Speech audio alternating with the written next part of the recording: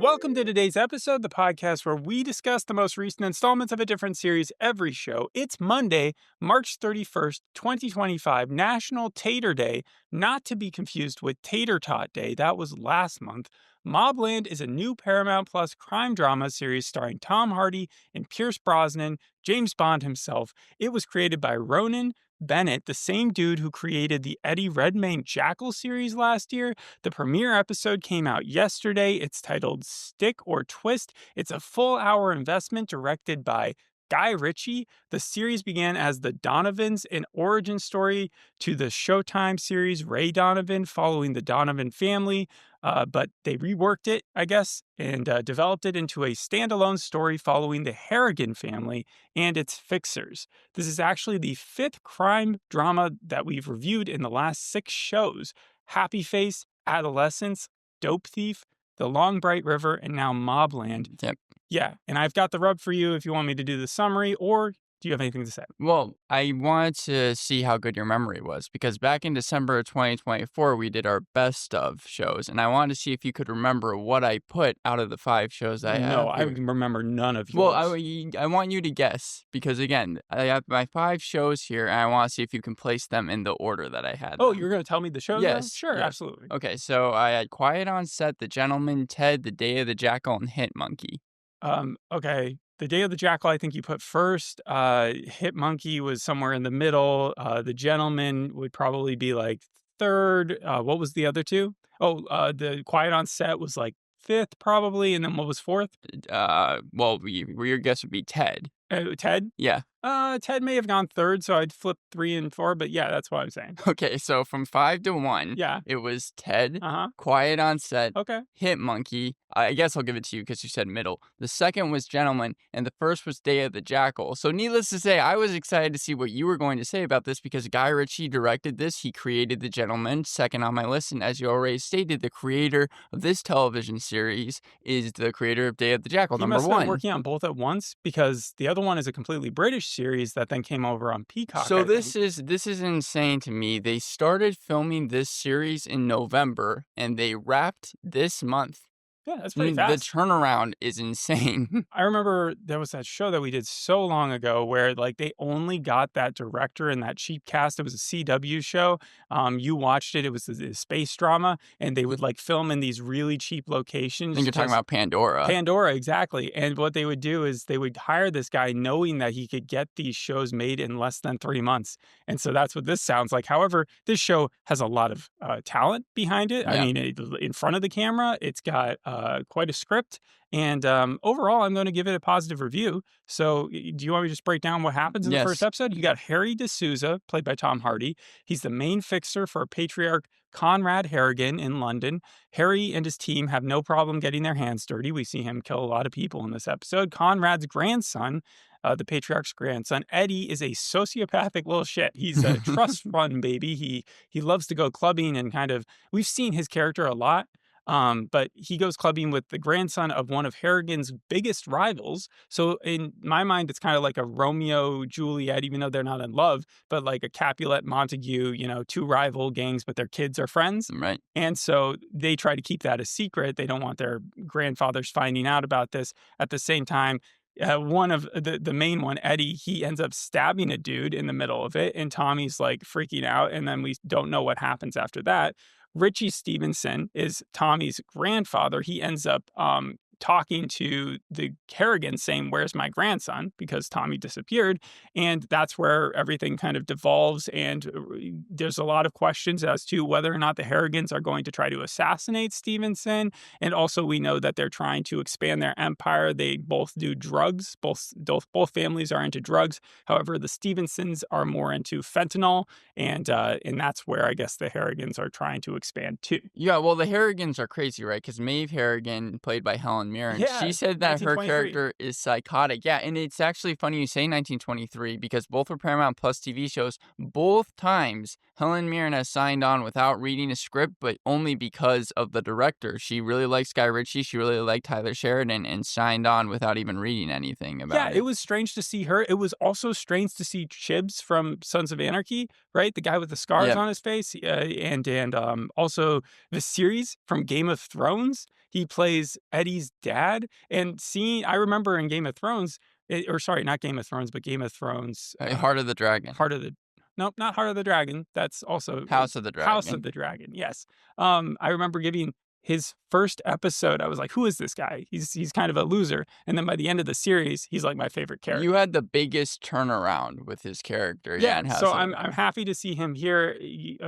But Tom Hardy probably is my favorite character. How similar is he as a fixer to his character in Peaky Blinders Oh, as I Alfie? mean, he plays this character every time. He portrayed Charles Bronson in Bronson. In Lawless, he played a leader of a gang. In Legend, he played a dual role portraying the infamous K twins. Capone, he played Al Capone. In Peaky Blinders, he was a Yeah, I leader of know a Jewish he gang. knows how to play a villain, but I'm saying Alfie, I thought was kind of like a wild card. Like he was a little Yeah, insane. you weren't sure what side he was on. But my thing is more that, like, Tom Hardy, he just always plays a gang leader. Even in The Drop, which I think you saw, he was an underground crime lord, He's right? a gritty dude. That's why they cast him in Venom. You know, it is a spiritual successor to Ray Donovan. I can sort of see the comparison between those two characters. They wiped the slate clean, but I think they gave him the same job, right? Because Ray Donovan is also a fixer. Yeah, but this is so much more Guy Ritchie-esque. It's like Gangs of London, too.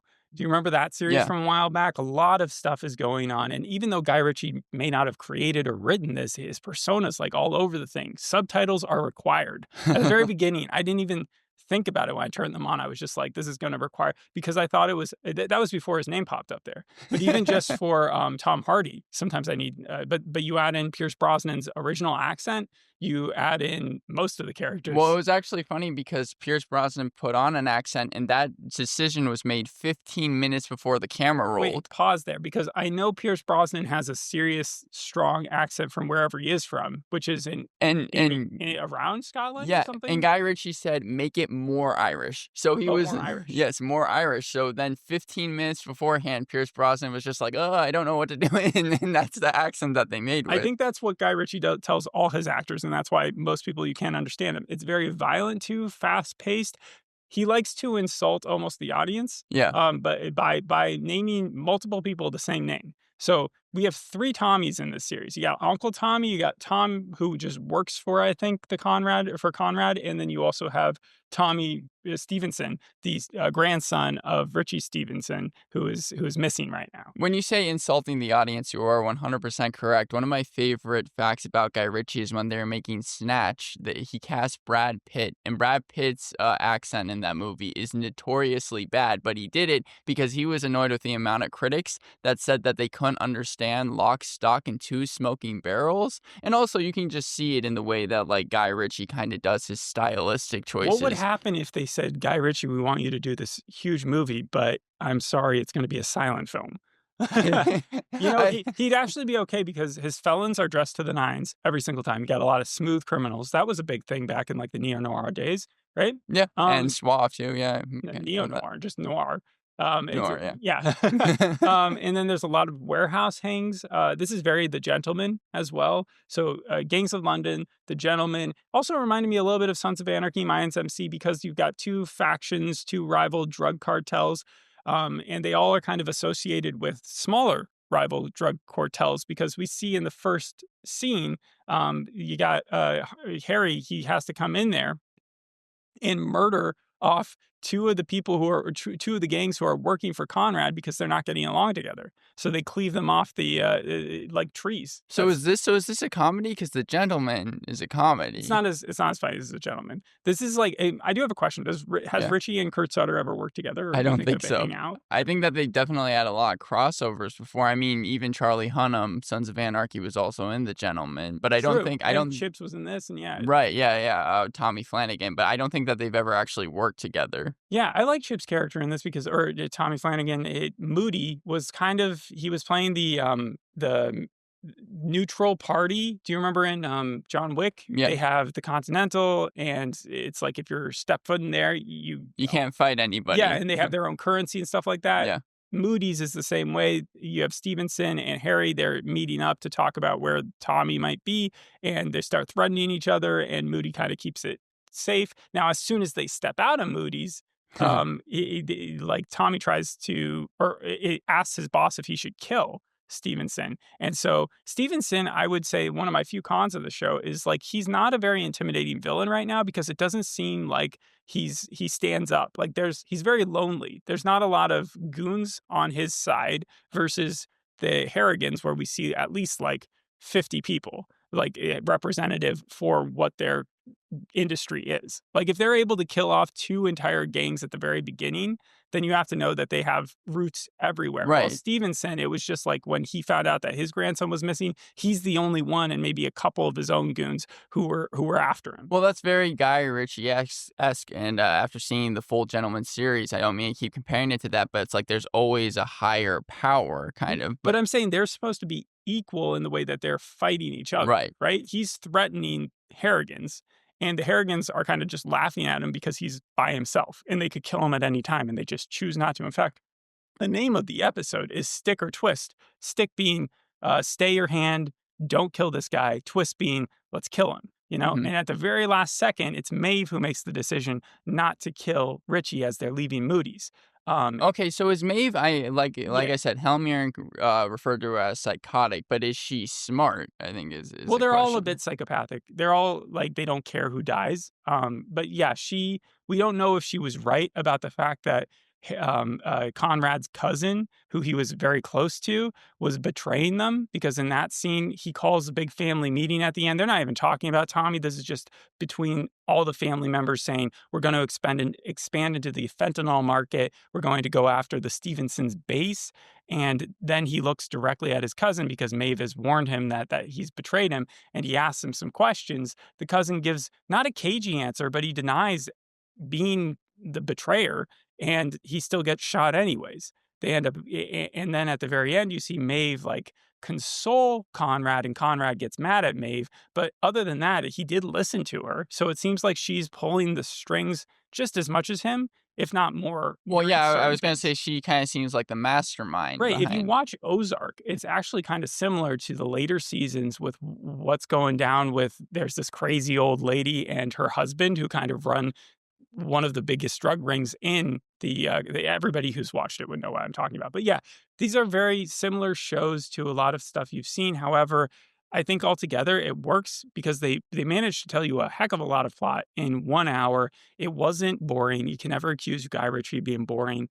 The couple cons I have is like Hardy's wife's storyline. Yeah. She is going to yoga and they're having marriage issues. I'm happy that they're going to go see someone, but it's like with Daredevil, where we watched Wilson Fisk having to go and get therapy. You're not as interested in the main character doing that.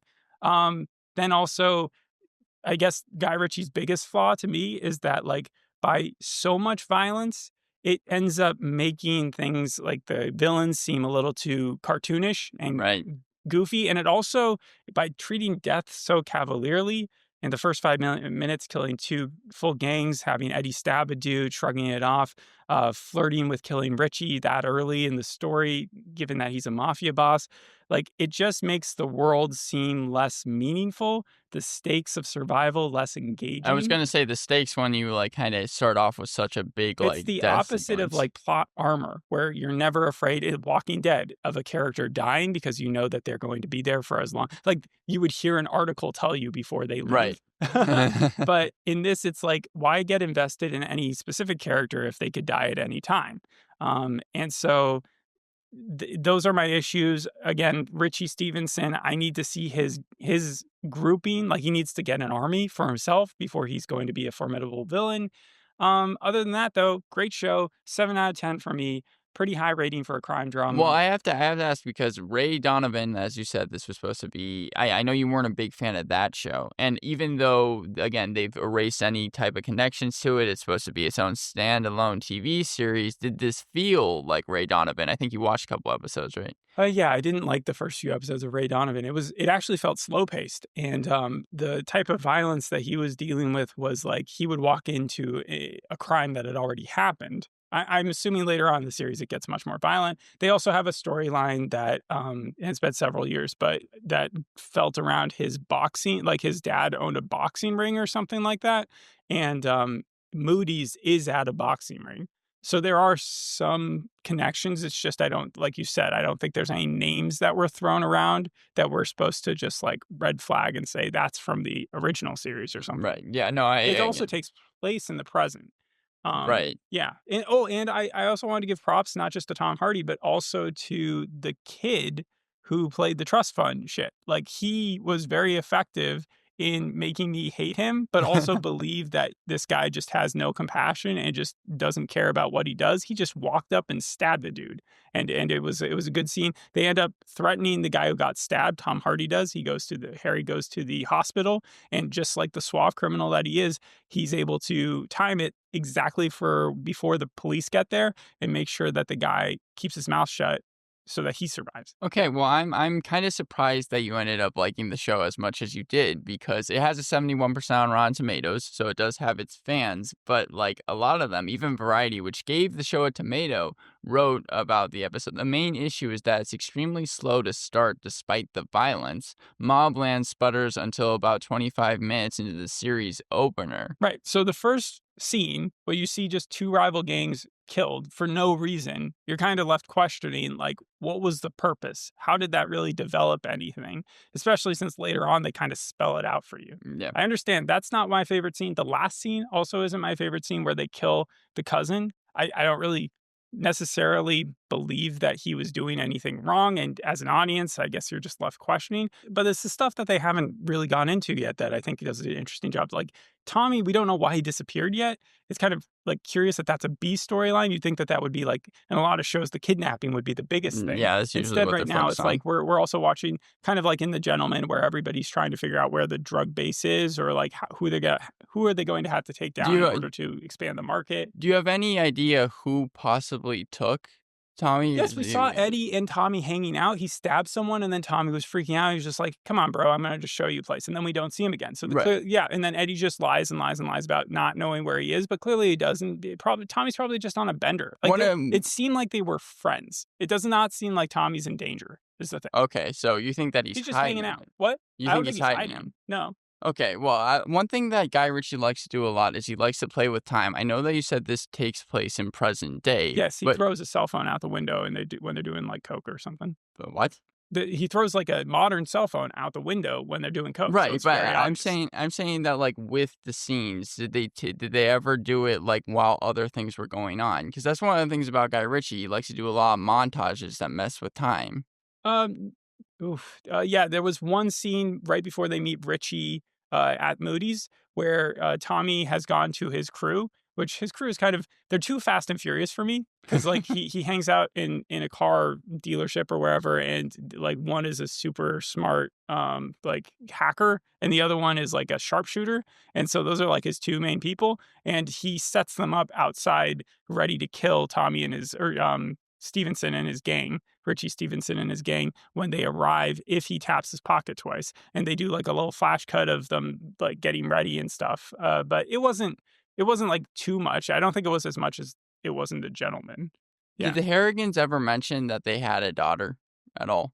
Because we see their whole family. Yeah, okay, so did you recognize who played Bella then? Well, there was everybody I recognized in some way or another, but like, no. Again, I was too distracted. The series was in this. You got, and then when I looked it up, I was so confused because it showed Mobland and it showed the guy from Entourage was also in it. And then it took me like Dillon. 10 minutes until I realized that I was looking at the page for the 2023 movie. Yeah, with John Travolta that grossed $171 at the box office. How does that work? I think they only released it in one movie theater. At least that's what Wikipedia said. Why would they do? So they spent like billions of dollars.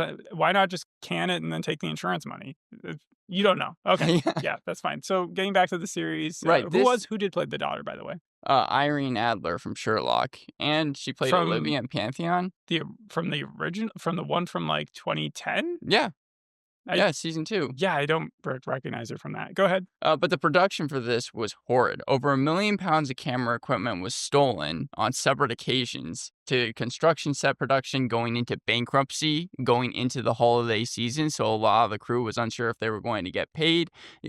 Match that with like the fast tracking they had to do with only having 4 months, and then How does that happen? Because like you'd think that they would have CCTV footage or some sort of tracker if they're taking that much it equipment. was in broad daylight.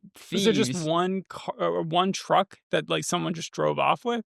Well, This sounds more interesting than the plot of like, oh, there's a big drug mafia ring that we know never happens. Because the thing about a Guy Ritchie film is it doesn't feel realistic. right. But the idea of stealing over $1 million in camera equipment, that's maybe it was Tommy Wiseau. Well, the thing was, it was during production, a bag of camera equipment was stolen in broad daylight by thieves, only for them to return to set and then steal even more equipment. So security for this was just bad. As Right. well as the fact that, yeah, then Tom Hardy had to step in, and he was like, you know what, I'm going to pay you guys because I don't want you to go into the holiday season without any money. Then Paramount stepped in and was like, no, Tom Hardy, don't do that. We don't want bad publicity. And they were able to find money somehow. But it's just strange because given everything that Somehow, happened when their CEO walks away with like billions of dollars as a bonus, they found the money somehow. well, Yeah. again, the construction set production went into bankruptcy. And I think that was also supposed to be how some of the people got paid. And yet they still were able to manage to film it all in what, 4 months? 4 months. That's- That's yeah. insane to me. The It turnaround doesn't time. make sense. You would think with all the troubles that they wouldn't been able to get the film. Maybe what happened was there was like some hidden deal under where they exchanged and got the footage back that the people had stolen. I mean, know? possibly. Okay, somehow. it's time we end the podcast. Like, unless you have anything else you want to say about the actual. Well, I found out interesting as well because February, again, which was just last month, that's when they officially came out with the name because they already had different things like the accountant and fixer. And then they were finally like, you know what? That's when they decided to settle on Mobland. Mobland just sounds like Disneyland for mobs, like where you go there and you got all the Scorsese series like rides, and then you got like the Guy Ritchie stuff over here. I wouldn't say that the title is the reason why you should tune in. Also, it being on Paramount Plus, I'm not sure if it's going to get the same sort of, I don't know, attention that Dope Thief got, or The Gentleman. But a 7 out of 10 is nothing to shy away from. I do think over time it's not going to be as strong. It'll probably fall into like a 6.5. Wall Street Journal kind of agreed with you. They said the script, I mean, in terms of it being good, they said the script is as precise and nuanced as one would expect from the writers of last year's remarkable Day of the Jackal. Huh, yeah. Thanks for listening. We'll see you in the next episode. Hope you enjoyed this one. Bye. Bye.